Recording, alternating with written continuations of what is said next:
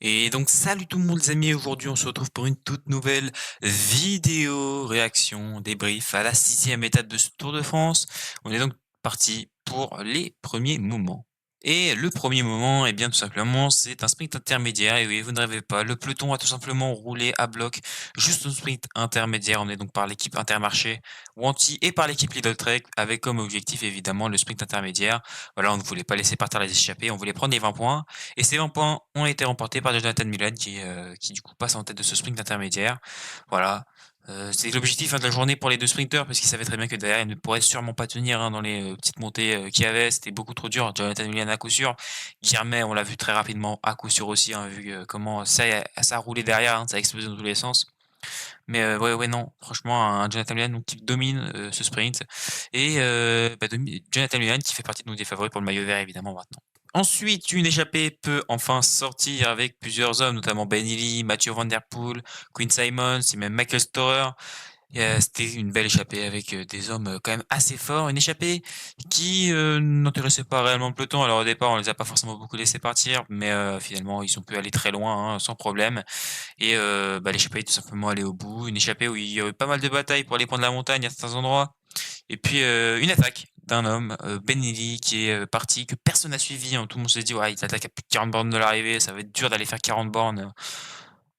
Ils sont tous restés derrière et puis ils ont perdu du temps au fur et à mesure. Il y avait 40 secondes, puis 1 minute, puis 2 minutes et au final, bon, il y en a 2 hommes ont réussi à sortir. Je crois que c'est Simons et Storer qui ont pu partir derrière, mais il y avait déjà plus de 2 minutes de retard, sur Ben Lilly qui a pu s'imposer. Voilà, victoire de Ben Illy sur cette 6e étape du Tour de France. Première victoire sur le Tour de France pour Ben Illy, l'Irlandais qui, depuis Dan Martin, hein, c'est depuis Dan Martin, hein, qu'un Irlandais n'avait pas gagné, une étape sur le Tour de France, qui vient s'imposer. Très belle victoire, hein, pour Ben Illy, qui a montré quand même, des choses solides, hein, franchement. Alors Mathieu Van Der Poel évidemment un petit peu, fatigué, peut-être un petit peu trop dur aussi pour lui, puis il a beaucoup donné depuis le début du Tour de France, hein, il faut pas l'oublier. Il a gagné une étape, il a aussi joué les coéquipiers pour, Jasper Philipsen. Donc voilà, hein, Mathieu Van Der Poel a quand même beaucoup donné depuis le début. Et puis, au niveau de la stratégie de course, c'est plutôt du côté de coureurs comme, Quinn Simmons, comme Mathieu Van Der Poel. Alors Mathieu Van Der Poel non du coup, mais plutôt Quinn Simmons et Michael Storer qui auraient dû suivre, hein, cette attaque de Ben Illy. Alors peut-être qu'à ce moment-là, ils n'avaient pas les moyens, peut-être qu'aussi dans les oreillettes, on leur a dit: «Non, vous n'y allez pas, c'est trop loin». Je sais pas. Mais, ouais, non, un Ben Illy très, très fort et puis, un Simon Yates aussi, hein. On rappelle Simon Yates était dans l'échappée, pour Visma et The Bike. Moi, je m'attendais un petit peu plus à des mouvements de course. Je m'attendais à voir, un Jonas Vingegaard tenter quelque chose. J'ai vu que Simon Yates était devant, mais j'ai pas trop compris pourquoi est-ce que Simon Yates était à l'avant, hein, honnêtement, j'ai pas du tout compris la stratégie de l'équipe Visma Lease the Bike. Voilà, Simon Yates sur ce genre d'étape, c'est clairement pas le plus fort, hein, surtout face à un mec comme Ben Illy, face à des Mathieu Van Der Poel. Alors certes, il finit devant, Van Der Poel évidemment, mais parce que Van Der Poel l'a lâché. Mais honnêtement, voilà, Simon Yates sur ce genre de profil d'étape, c'est pas du tout là où je l'attendais. Et l'avoir mis en échappée, je vois pas trop l'intérêt. Je pensais que Vingegaard passerait à l'attaque derrière pour pouvoir retomber sur Simon Yates et en se disant, bah voilà, si je retombe avec Jorgensen et Pogacar dans la roue, ou si Almeida a pas pu suivre ou quoi, on peut faire un vrai coup en étant à 3. Bah visiblement, c'est pas le cas. Donc Vingegaard n'aura rien tenté de l'étape, hein. Une étape un petit peu pénible, hein, un petit peu chiante, on va pas se mentir, hein. Cette étape, il s'est rien passé, hein, dans le peloton, les favoris n'ont absolument rien joué, même si, bon voilà, moi au début je m'étais dit: «Ouais, ça va partir», quand j'ai vu comment sur le tempo que ça a commencé, je me dis: «C'est une étape de malade qui va commencer, ça va attaquer de partout, ça va partir dans tous les sens, les favoris vont tenter des trucs». Moi j'ai vu Simon Yates à l'avant, le premier truc je me suis dit: «S'ils ont mis Yates à l'avant, c'est qu'il y a une raison». Bah visiblement non. Visiblement non, j'ai pas trop compris la stratégie de la Visma d'avoir mis Simon Yates à l'avant, j'espère juste qu'il s'est pas cramé pour la suite, Simon Yates. Parce qu'on rappelle qu'il a déjà le Giro dans les jambes, qu'il a d'ailleurs remporté. Donc bon, attention à rester prudent quand même du côté de la Visma, à pas faire n'importe quoi parce que Vingegaard n'a pas encore perdu le Tour de France, hein, 1 minute 13, c'est encore remontable sur Tadej Pogacar. Tout est encore possible. Donc voilà, Jonas Vingegaard doit se concentrer sur le général et même la Visma Leasebike doit se concentrer à 100% sur ce classement général. J'ai pas trop compris vraiment le passement de Simon Yates à l'avant. Au niveau du maillot jaune, changement, Mathieu Van Der Poel reprend le maillot jaune, hein, du coup, il reprend pour une petite seconde sur Tadej Pogacar. Alors là, évidemment, le débat qu'on va avoir, c'est est-ce que Tadej Pogacar a laissé volontairement ce maillot à Mathieu Van Der Poel pour éviter tout ce qui est podium protocolaire, et cetera, tout le tralala, pour éviter d'avoir à gérer aussi le peloton, sur l'étape d'après?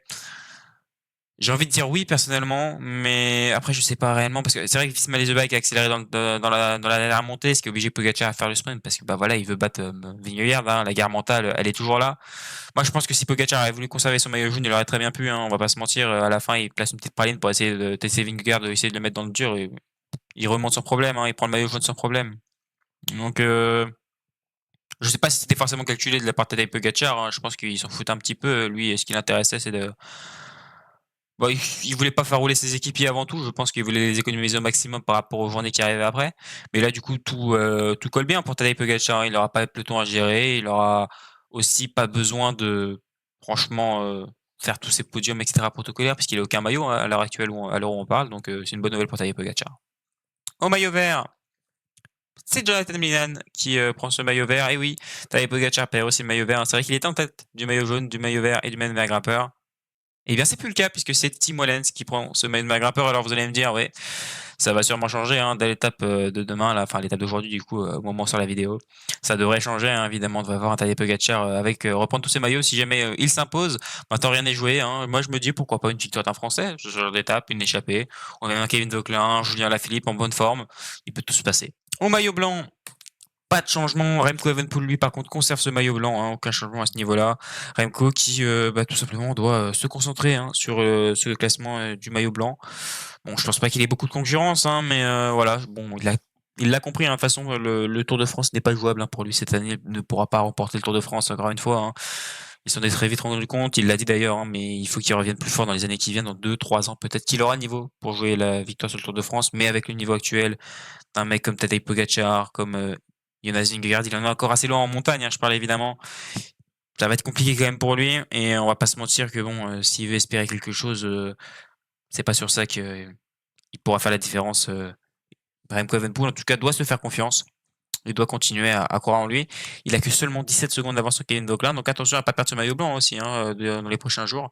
Bon, même si c'est pas bien, c'est pas dramatique, mais parce qu'il pourra le récupérer dans tous les cas après dans la montagne. Mais ouais, Remco Evenepoel qui doit avoir pris en confiance après le chrono et qui doit tout simplement se battre au maximum et pourquoi pas essayer d'aller récupérer du temps dans les prochaines étapes sur Tadej Pogacar et prendre un petit peu d'avance sur Jonas Vingegaard parce que je pense qu'en montagne il va se faire arracher. Au classement général, Mathieu Van Der Poel est donc en tête avec une seconde d'avance sur Tadej Pogacar, évidemment un écart très très petit, hein, vous le voyez. Remco Evenepoel est troisième à 43 secondes. Kevin Vauquelin sort du podium évidemment puisque Mathieu Van Der Poel reprend le maillot jaune. Vauquelin passe donc quatrième à 1 minute de Mathieu Van Der Poel. Jonas Vingegaard lui est cinquième à 1,14. Jurgensen, Almeida, Ben Lipovic et Roglic complètent le top 10. Voilà, c'est tout pour ce classement général et pour ce débrief. Juste les pronos pour la prochaine étape, et bien pour cette 7e étape du Tour de France, je pronostique Julien Alaphilippe. Voilà, c'est un pari risqué, un pari fou. Si je devais parier avec la raison, je dirais Tadej Pogacar, mais si je parie avec le cœur, bah, je parie Julien Alaphilippe, voilà. N'hésitez pas à dire vos pronos en commentaire. Nous on se retrouve donc très vite pour une nouvelle vidéo, pour un nouveau débrief. Allez, bye bye tout le monde. C'était Cycling Day.